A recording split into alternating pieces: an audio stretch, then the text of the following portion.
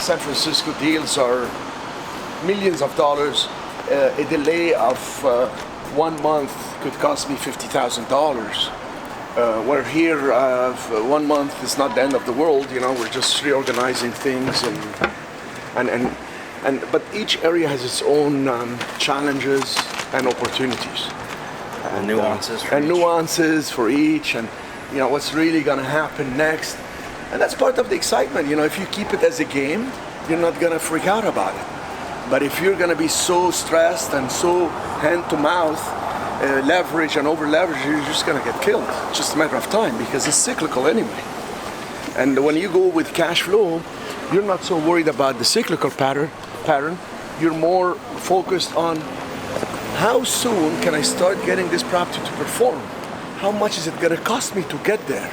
So when you buy a property, unless you have a real clear vision, or what I call the ideal scene. The ideal scene for, let's say, the hotel is to have an occupancy of 90%, an average daily rate of so much, and to rent the front area of as a commercial space so you have that steady income, etc. You have to have that ideal scene very clear. Otherwise, you don't have any direction. What is your end goal? You're going to waste your energy, you're going to deplete your power without really knowing exactly where you want to end up. And once you're there, maintain it, improve it, and get the numbers. If you don't get the numbers, what are you doing? What's the performance? You're going to get screwed. It's just a matter of time. So when you buy these high-end properties and we start rehabbing them, we already have a clear vision. What's the end look is going to be like? That's where the designer, the architect come in, they present it, we look at all the numbers, and then we decide if this is what we want to do, and then we try to push for the time, because again, time is your only and your worst enemy. Or your best friend. It depends. I'm not crazy about apartment buildings, but I would flip them. I would buy them, reposition them, flip them. But buying and holding them, I much prefer to hold single tenant retail. A lot less hassle. The tenant signs for 5 to 10 years.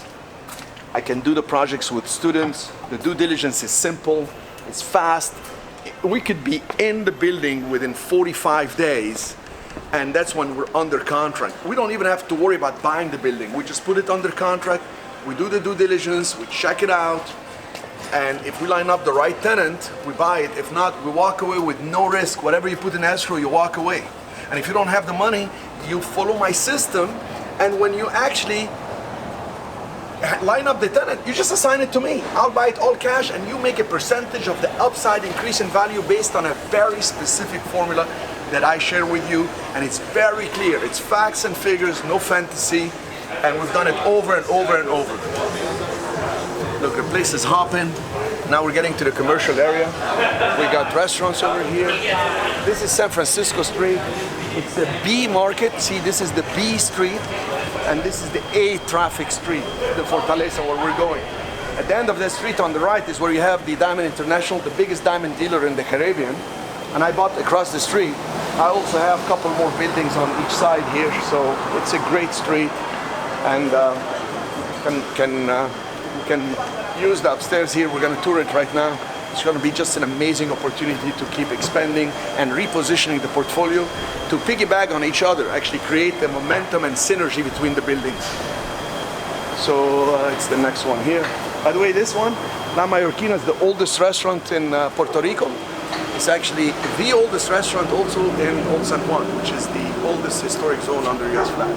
So this one is a really nice building. And here we are.